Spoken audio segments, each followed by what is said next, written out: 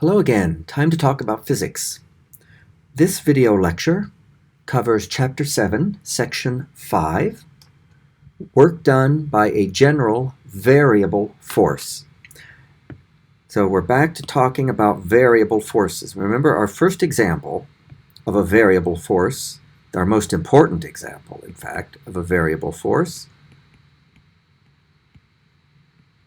is the spring force and Hooke's law. But now we want to talk about how you calculate the work done by any variable force, no matter what. Okay? All right. So how do we go about doing that? Calculating the work done by a variable force. Well, we're going to limit ourselves to a particle moving along one axis. Normally it'll be x, but it could be y or even z, but just one axis at a time. And it's acted upon by a variable force F. And so we have a picture down here below. And you can see we've got a horizontal x-axis, and then there's that applied force F right there that you can see is up and to the right, acting on our particle. And I've also sketched just the x component of that force. There you can see it labeled F sub x. That's just the x component of that applied force F. By the way, there are clearly other forces acting on this particle. There's F grav, there's F normal, there may even be frictional force. But this is the only one I'm looking at right now, okay? So somebody, maybe it's you, are pulling the block to the right with that applied force F, but you're not doing it with a constant pull. It's a variable pull, okay? And you are dragging this block from a location x1, initial, to a final location x2. Question: how much work does your applied force do? Now, we also have a graph. Let's look at this graph. On this graph, we're plotting the x component of your applied force versus the x coordinate. Note, when you calculate work, that it's only the component of the force in the direction of the displacement that can do any work. And so, that's why it's only the F sub x I care about. If what I want is the work done by this variable force, I only need the component of that force in the direction of the particle's displacement, and the particle's displacement is along x. So I only need to know the x component of this force. And this graph is one way to convey the x component of the force. And let's look at this graph. Let me highlight it here. It's that green curve right there. The point being that that F sub x is variable. It's changing. Yes? If it were constant,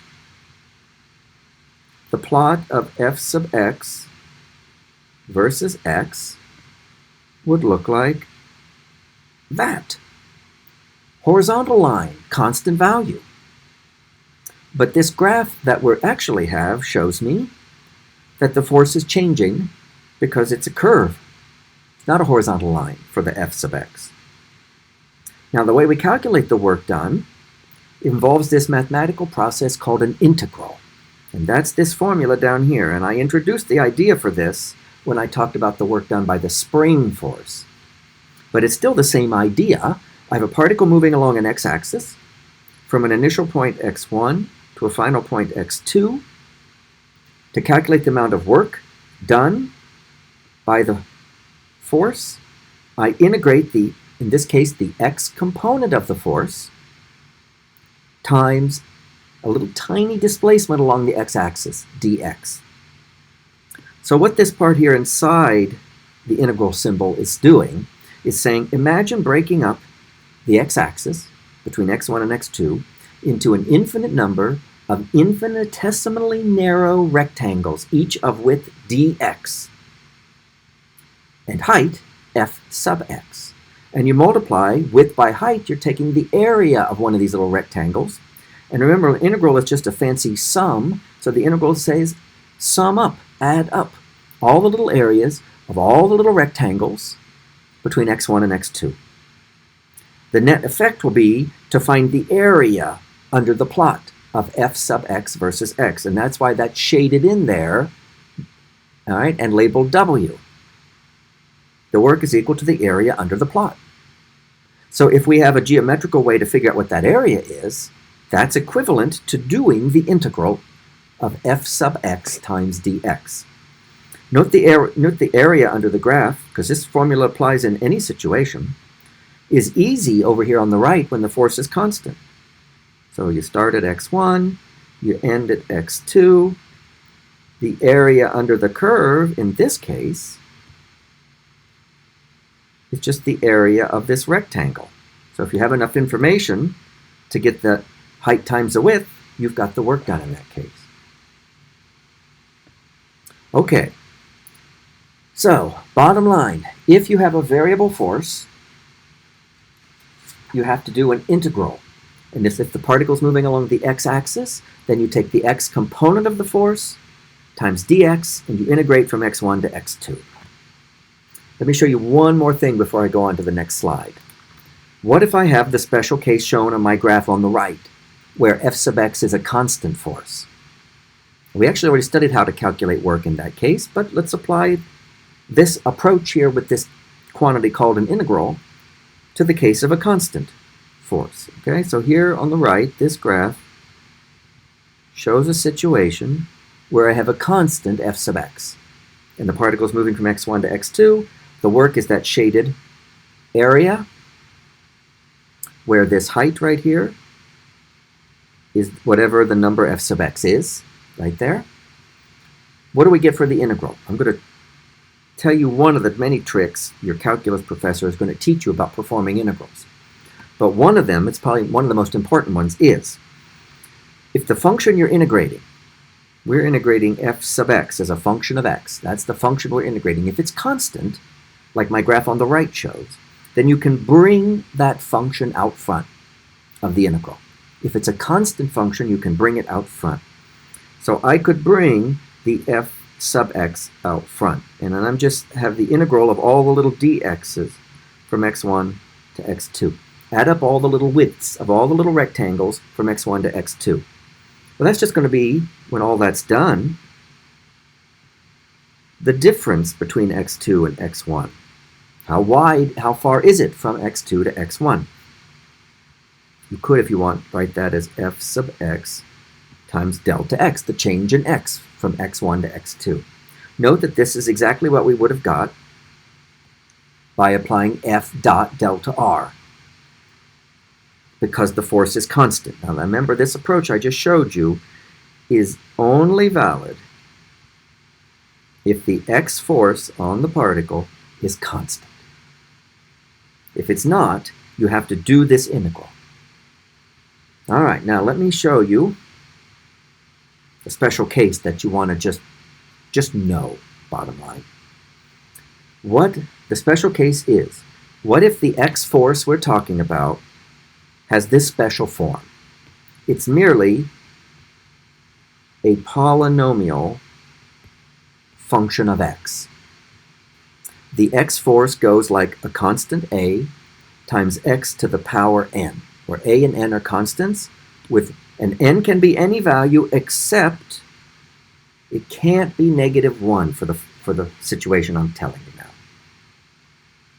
So, if you want to calculate the work done by a force like that, a force of that form, a polynomial function of x, then here's the step you have to do. You have to do the integral of that f sub x. You have to integrate a times x to the n power dx from x1 to x2. Now the multiplicative factor of a is a constant, and you get to bring that out front of the integral. So what you really have is a out front, integral from x1 to x2 of x to the n power dx. And I'm just going to tell you what that integral is. Okay? You have that a there, and then when you integrate x to the n power dx, you get x to the n plus 1 power over n plus 1. And your calculus professor will show you why that result is correct. But I will just mention one thing now that might make that seem a little bit plausible. I remember it did for me when I first came across this. If I give you a polynomial function, like that force function right there, and I ask you to take the derivative of it, notice the notation, I'll write it over here to the side. the derivative of the x force with respect to the x coordinate, then I'm asking you to take the derivative of a times x to the n. That you should be able to do. Polynomial function, right? You have a, multiplicative constant gets carried along. You bring down the exponent and put it out front, n. Then you multiply that by x and you decrease the exponent by 1, right? N times x to the n minus 1 times a. That's if you take the derivative of the polynomial function. As you will learn from the fundamental theorem of calculus, integration is the inverse operation to differentiation. So when I integrate a polynomial function of x, all right, instead of decreasing the exponent by 1, like I did here, we increase it by 1. See what happened over here in the integral? It became x to the n plus 1. And instead of multiplying by the exponent, like I did in the derivative, n, I divide, turns out, by the exponent plus 1. And the reason that's the right answer for the integral is because it has to be the case, fundamental theorem of calculus, that if you take the derivative of that answer for the integral, you get the same function f that you started with. You can check that if you take the derivative of a times x to the n plus 1 all over n plus 1, you get a times x to the n. Now you do have to put in what are called the limits to the integral, the x1 and the x2. And that's what I've drawn over here with this vertical line and an x1 below and an x2 above. That's called putting in the limits or substituting the limits. And what that means is substitute in x2 for the x, and then minus, and then substitute in x1. So that gets me this result right here. I have a over n plus 1, parentheses. First substitute in the upper limit for x. That'd be the x2 value. So you have x2 to the n plus 1 power. Then minus, and then substitute in the lower limit. So minus x1 to the n plus 1. So we do need to know and just be able to use this result for the work done by a force that's a polynomial function of x. I want to do a little mini example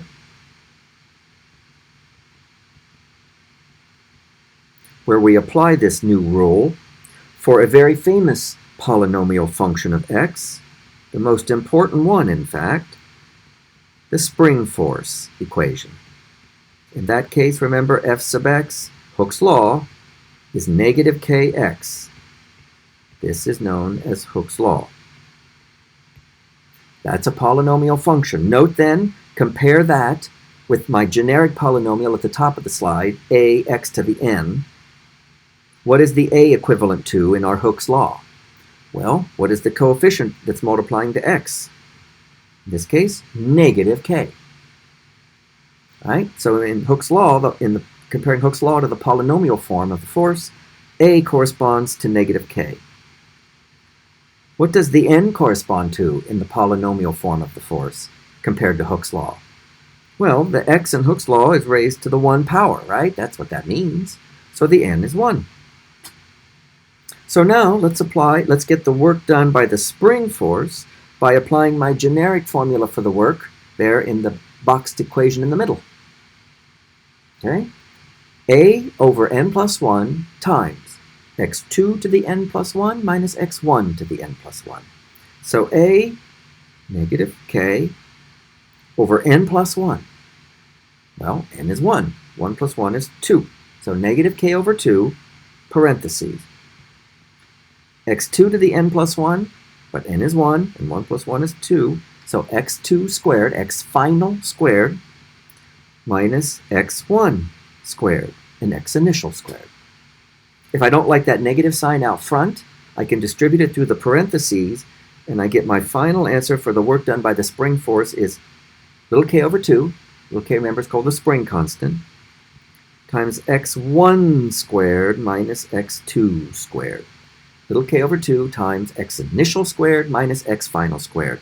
And that's the formula I talked about in great detail in the previous video lecture.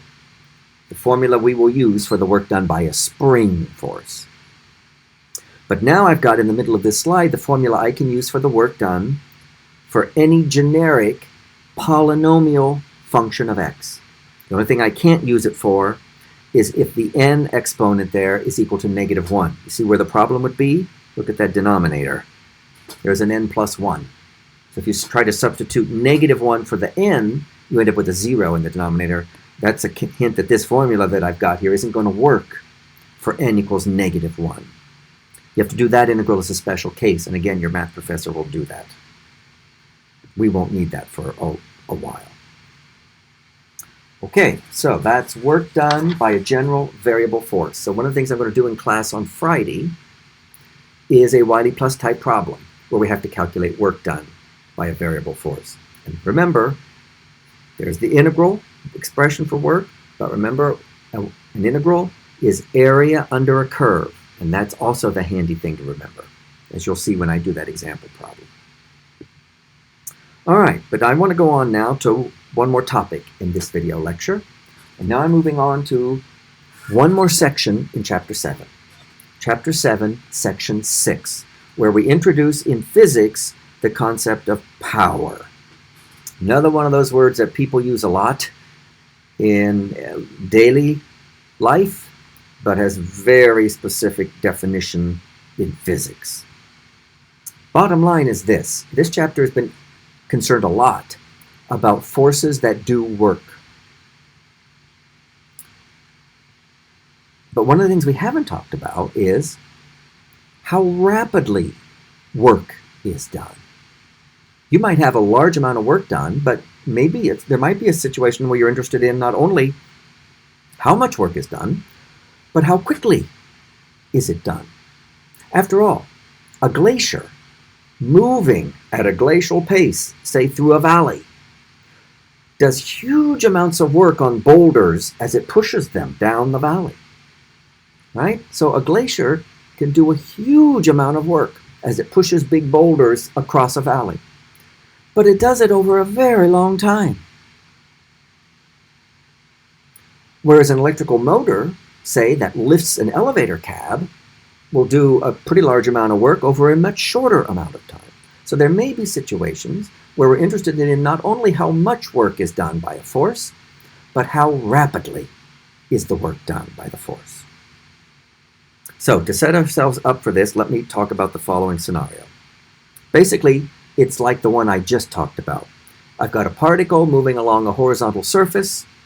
It's moving from some initial location 1, x1 on an x-axis, to a final location 2, x2 on the x-axis, and it takes an amount of time, delta t, to do it. And there are forces acting on it. In this case, I've drawn the particle in the free body diagram. There's F grav down, F normal up, and I've got an applied force. Maybe that's me pulling on it. Apparently there's no friction in the diagram, isn't there? That's okay. And I also draw just the x component of my applied force, right there, F sub x. And I also show the displacement vector from point 1 to point 2, delta r. So that's all the stuff that's going on. Okay? I've got a force F, it's doing work on a particle that moves from x1 to x2, and it does that in a time interval delta t. All right, let's first talk about the work done by the applied force. I'm going to highlight the work done by the applied force F. Well, since I don't know whether the force is constant or variable, the safest approach is to express the work as an integral. I integrate the x component of the force times dx from x1 to x2. If the x force is constant, if it is, this becomes F sub x times delta x. F sub x times x2 minus x1. But that's only if F sub x is constant. All right, so one way or another, we have to correctly calculate the work done by this applied force, WF. Here comes the definition of average power due to the applied force. Okay, symbol, capital P, subscript AVG, it's called average power, and I like to add a subscript telling you what force is responsible for this power. in this case the applied force F. So the definition, note the 3 lines, of average power due to a force F is the work done by the applied force divided by the amount of time it took to do that work. The amount of time it took the block to move from 1 to 2. WF over delta T. Okay? The work done divided by the amount of time it took to do that work. That's what we mean by average power due to a force. What's the SI unit for this new quantity we've just defined called average power? Well, it must be the unit of work. Technically, that's Newton times meter. But remember, Newton times meter unit is equivalent to the unit called a joule, the unit of energy. So it's often expressed as 1 joule per second. And the unit joule per second is given its own unit name. It's called the watt. And you've probably heard that name. Think of light bulbs. Okay? The watt is the SI unit of average power. Okay? And it's basically how much work in joules is done per second. Now, there's a little more to power than that. In addition to instantaneous power, in addition to average power, we can talk about instantaneous power. We can define it. Instantaneous power due to the applied force. That'll just be labeled P sub F. Defined to be, well, it's basically the average power in the limit as delta T vanishes. And what you end up with is a derivative. It's the derivative of the work with respect to time, or the rate at which work is done. Okay? That's what instantaneous power is, the rate at which work is done. What is the rate that work is being done at a given moment? Note, in order to do that derivative, dWf dt, you need to know the time dependence of the work done by the force. You need to know how Wf is a function of t. How does it depend on time? Then you take the derivative of it. If you work out, no pun intended, that the work done by the force goes like some constant times t cubed, then the instantaneous power associated with that work is the derivative of that work with respect to t. And there's the work function, at cubed, and that's a polynomial, and the derivative of that would be 3 times a times t squared. That's all you got to do, if you know how the work depends on time. Now let me tell you an alternative expression for instantaneous power. It's equivalent to the derivative I just showed you. But sometimes, often, it's the more handy way to calculate instantaneous power associated with a force. It's right here. It's a scalar product. Take the force vector we're talking about and take the scalar product, the dot product of it, with the particle's instantaneous velocity. F dot v. Okay, but these instantaneous power expressions still have the SI unit of watt, joule per second. Let me end the lecture with a little bit of practice with instantaneous power, okay? Because I think that would be helpful. And then we'll talk about that in class as well. All right, let's take one-dimensional motion in which a child on a sled is pulled across a frictionless horizontal surface by a rope under constant tension that makes an angle theta above the horizontal. Let's draw a sketch. That's the horizontal ground. That's an x-axis. The child starts, let's say, there at time 0, presumably with a velocity of 0, and is being pulled along. There's the child on the sled by the rope under tension. So there'll be a tension force up and to the right that makes an angle theta with the horizontal, and that little arrow right there is the x component of the tension. Note that that x component would be magnitude t times cosine of that angle theta. And the tension force is constant. And let's say that this is where the block, or the child on the sled is at a later instant in time. But I'm just going to denote t. T could be anything. It could be 1 second, 3 seconds. It's just arbitrary. Okay? But the child is moving at this time, so the child would have a velocity to the right. And up to this point, the child has a displacement too. Let me draw it right here. Delta r. Okay, so those are all the important vectors in my drawing. Child on a horizontal frictionless surface, child on a sled, pulled by a constant tension force that makes an angle theta with the horizontal. The first question is, what is the time dependence of the work done by the tension? Work done by tension force as a function of time. How does it depend on what the time is? And turns out it's a multiple choice, and they give us 4 options. The work done by the tension force goes like the time squared. It's proportional to t squared.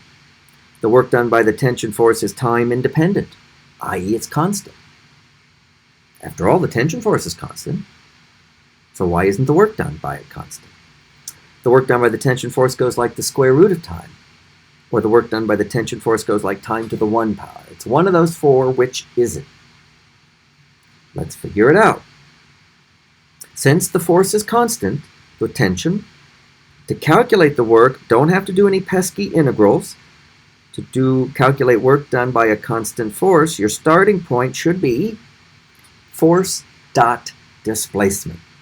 And don't just say times, say dot. Because dot means dot product, scalar product, and will signal to your brain, hopefully, that you have to do all the formalities of the dot product correctly. The displacement delta r, as you can see, is totally along the x-axis. So I'm going to change that notation to delta x. And therefore, it's only the x component of the tension that survives the dot product. So it simplifies my work formula for the tension to that. The x component of the tension times the x displacement. All right, now, the x component of the tension, by golly, that is indeed constant. But what about the delta x? What's the displacement of the particle along the x-axis? Depends on the t. But you know what? All the forces on this child, this particle, are constant. Yes, all of them. There's the tension force from the rope, but I'm told it's constant.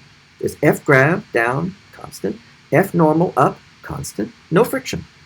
All the forces are constant. So the net force is constant. So Newton tells me the acceleration is constant. Aha! The constant acceleration equations are now at my disposal. But I know the formula for delta x. It's constant acceleration equation number 2. Delta x equals v initial x t plus 1/2 a sub x t squared. But v initial is 0, so it simplifies to 1/2 a sub x t squared, where the a sub x is constant. I know that from Newton's second law. So when all the dust has settled, the work done by the tension force is, let's put all the constants together, multiplicative constants, and then I'm left with t squared. Right? All the stuff in the parentheses are constants. So the functional form of this result is just a constant times the time variable squared. It's a polynomial function of time, and it goes like time squared. So the answer to part 1 is A. The work done by the tension force grows like t squared, time squared. So even though the tension force is constant, the work it does grows quadratically with time. Now here comes question 2. What is the time dependence of the power associated with the tension? P sub capital T. And if they don't say otherwise, if they just say power, they mean instantaneous power. So I want to know how instantaneous power of the tension force depends on time. Well, we just introduced how you calculate instantaneous power, and one of those ways, in this case it's the power associated with the tension, is I take the derivative of the work done by the tension force with respect to time. And since I found in part 1 the formula for the work done by the tension as a function of time, it's just a fancy constant times little t squared. It's not hard to do that derivative. A constant times little t squared is 2 times the constant times little t to the 1 power. So this is 2 times 1/2 capital T sub x, a sub x, little t. And it's the 2 and the 1/2 cancel. If you want to simplify that, you're welcome to do so. And you just get capital T sub x, a sub x, times little t, where this stuff right here is a constant. And so I see that the tension, the power associated with the tension grows linearly with the time. Okay? Grows linearly, like t to the 1. So the correct answer for question 2 is D. The power associated with the tension force grows linearly with time. Now let me show you one more way to calculate that answer to question 2. What is the formula for the instantaneous power associated with the tension force? And that is to use the second way I showed you to calculate instantaneous power for a force. It is to take the dot product of the force with the velocity. In this case, the force is the tension force. Now look at my picture up here. See the tension force, the green arrow? See the velocity vector, the red arrow? I need to take their dot product. Notice the only component of the tension along the velocity is x. So when you do that dot product of t dot v, that's an interesting dot product, right? But that's what the formula is I take the x component of the tension times the x component of the velocity, which is the only component of the velocity. All right, so you say, okay, so now remember, the acceleration is constant. So again, the constant acceleration equations are available. How about constant acceleration equation number 1? V sub x equals v initial x plus a sub x times little t. But v initial x equals 0. So what I'm left with here is a sub x times t. So the instantaneous power associated with the tension, just do a little grouping, capital T sub x times a sub x times little t. And I get the same expression I had over there. Okay, so what we're going to do in class on Friday is, and probably over into next Monday, we're going to do a Wiley Plus problem that involves calculating work done by a variable force. And then we're going to do a Wiley Plus problem that involves power. Okay? All right, but that will be on Friday. For now, that's all for this video.